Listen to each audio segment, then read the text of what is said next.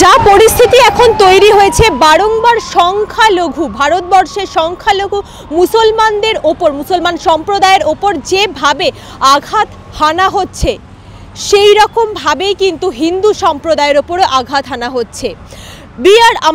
Doctor B আর আম্বেদকরের সংবিধান, বানানো সংবিধানে কিন্তু হিন্দুরা যে সমান অধিকার পাবে, সেই সমান অধিকার বর্তমান ভারতবর্ষে তারা পাচ্ছেন না। পূর্ব বর্ধমান গীত গ্রামের একটি শিব মন্দির, 350 বছরের শিব মন্দিরে প্রবেশই করতে পারছেন না মুচি ম্যাথর সম্প্রদায়ের, কারণ তারা শূদ্র বংশের বা শূদ্র সম্প্রদায়ের মানুষ। তারা পূর্ব বর্ধমান গ্রামে একেবারে সেখান থেকে সরাসরি মানুষজন আম্বেদকর মূর্তির সামনে বিক্ষোভ মিছিল, পূর্ব বর্ধমান থেকে কলকাতায় বিক্ষোভ মিছিলে এসছেন তারা।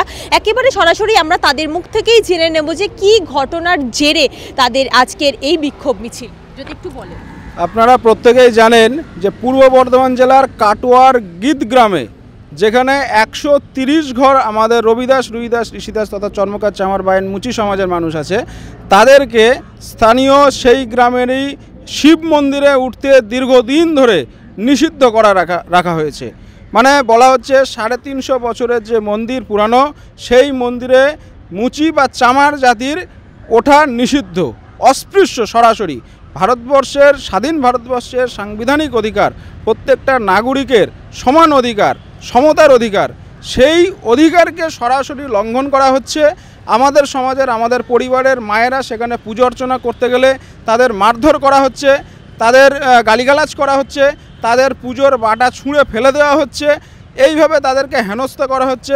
একই সঙ্গে যখনই আমরা এই সমস্ত বিষয় নিয়ে পূর্ব বর্ধমান জেলার গীতগ্রামের অধিবাসীরা লিখিতভাবে প্রশাসনের কাছে সমস্যার সমাধান চেয়েছি, তখন আমাদের উপরে, আমাদের পরিবারের জনদের উপরে বিভিন্নভাবে টর্চার করা হচ্ছে, ভয় দেখানো হচ্ছে, একঘরে করে দেওয়ার একটা সিদ্ধান্ত সেখানে লাগু করার প্রবণতা তৈরি হয়েছে।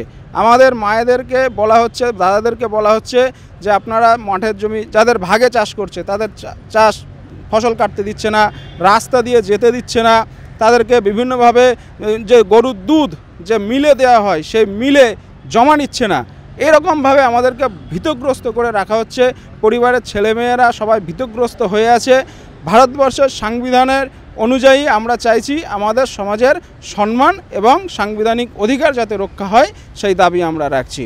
একেবারে কতদিন ধরে এই ঘটনা ঘটছে আপনাদের মুখ থেকে আমরা শুনে নেব, এবং এর পেছনে কাদের হাত থাকতে পারে বলে আপনাদের মনে হচ্ছে? এটা মন্দির যেহেতু 300 বছরের পুরানো মন্দির, কখনোই সেই মন্দিরে আমাদের মুচি বা চামার জাতির মানুষকে প্রবেশের অধিকার দেওয়া হয়নি। সেই থেকেই চলে আসছে প্রথা অনুযায়ী। আমরা বিভিন্ন সময় আমাদের মায়েরা, বোনেরা সেখানে পুজো দিতে গিয়েছে, তাদেরকে হাত ধরে নামিয়ে দেওয়া হয়েছে। যখনই আমরা এর বিরুদ্ধে প্রতিবাদ করছি, তখনই সেইভাবে আমাদের থেকে ভয়ভীত দেখানো হচ্ছে, একঘরে করে দেওয়ার একটা প্রবণতা তৈরি হয়েছে। কাদের হাত আছে বলে, মানে ওই মন্দির যারা কমিটির পরিচালনা করছেন, নিজেদেরকে যারা উচ্চবর্ণ বলে দাবি করে, সেই সমস্ত মানুষরা এই জিনিসগুলো করে বেড়াচ্ছে। প্রথম থেকে আপনারা বলছেন একেবারে 300 বছরের পুরনো মন্দির, প্রথম থেকে এই ঘটনা আপনারা সাক্ষী হয়ে রয়েছেন, তো এতদিন বাদে কেন আপনাদের এই বিক্ষোভ মিছিল আজকে?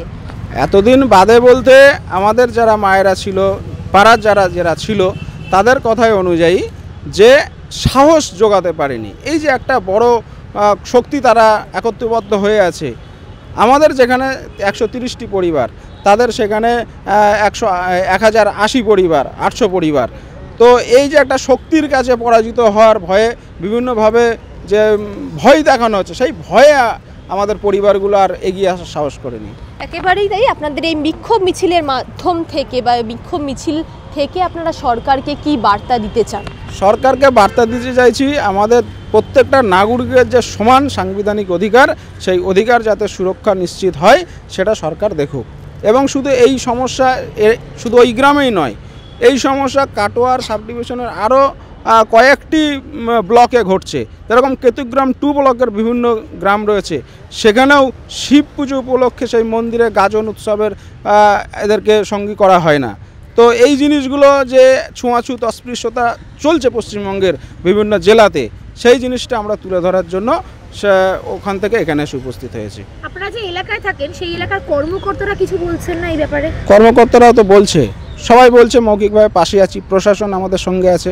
প্রশাসন বিডিও সাহেব নিজে সেদিন উপস্থিত হয়েছিলেন, হওয়ার পরে তিনি বলছেন যে মন্দিরে উঠবে, কিন্তু তাদের বাধার কাছে আমাদের পরাজয় স্বীকার হয়েছিল সেদিন প্রশাসন। এমনকি মন্দিরে যাওয়ার পর মন্দিরে বিডিও সাহেবকে ধস্তাধস্তি করা হয়েছিল সেদিন। আচ্ছা, পুলিশ প্রশাসন সাথে ছিল আপনাদের? পুলিশ প্রশাসন সাথে ছিল।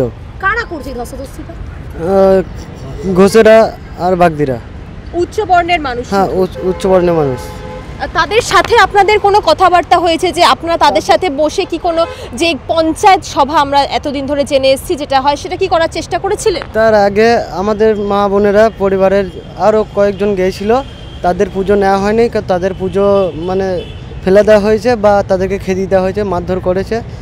আবার এখন যেতে চেয়েছিল, এখনও নেয়নি, এখনও খেদি দিয়েছে বা মারধর করার চেষ্টা করেছে। বিডিও সাহেব আপনাদের বলেছে মন্দিরে আপনারা উঠতে পারবেন, তারপরও তাড়িয়ে দেওয়া হয়েছিল? হ্যাঁ, তারপরেও তাড়িয়ে দেওয়া হয়েছিল। কিছু বলেননি আপনারা? আমরা বিডিও সাহেবের মুখ চেয়ে তাকিয়ে আছি। বিডিও সাহেব আমাদেরকে আশ্বাস দিয়েছেন বা বলেছেন যে আপনারা উঠতে পারবেন, এই আশা নিয়ে আমরা এখনও চুপচাপ আছি। রাজনৈতিক দল কিছু বলছে না? রাজনৈতিক দল ওনারা বলতে চাইছেন আপনারা এই ঝামেলা থেকে দূর হয়ে যান, যেটা শান্তশিষ্টভাবে হয় সেটা করুন, বা আপনাদের যেটা মতামত সেটা আপনারা জানুন, ভালো করে দেখুন, আপনারা অবশ্যই পারবেন উঠতে, আমাদের সহযোগিতায় আছে। রাজনৈতিক দল সহায়তা করছে? হ্যাঁ, সহায়তা করেছে। কিন্তু সেখানে একটা প্রশ্ন বারবার উঠছে যেটা আমি করবো, যে এই যে হিন্দু ধর্মের মধ্যে যে বিভেদ, সেটা কি আপনাদের দলে মানে আপনাদের যে নিম্ন বর্ণের মানুষদের যেখানে আপনারা বলছেন সেখানে ক্রমাগত চলছে বছর বছর ধরে?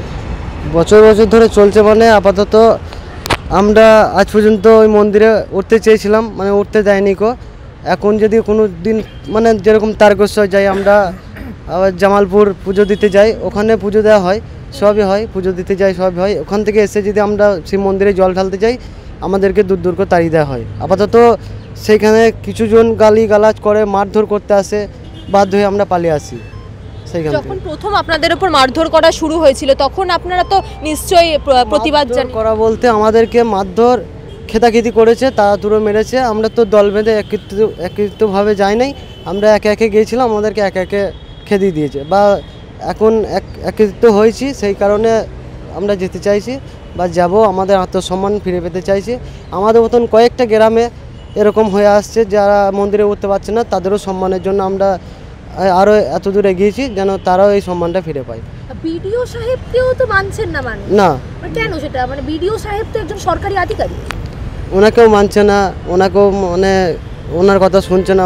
উনি বলছেন যে কেন হবে না, মানে ঠাকুর দেবতা তো সবারই অধিকার হিন্দুদের, তা ওনাকেও মানছে না।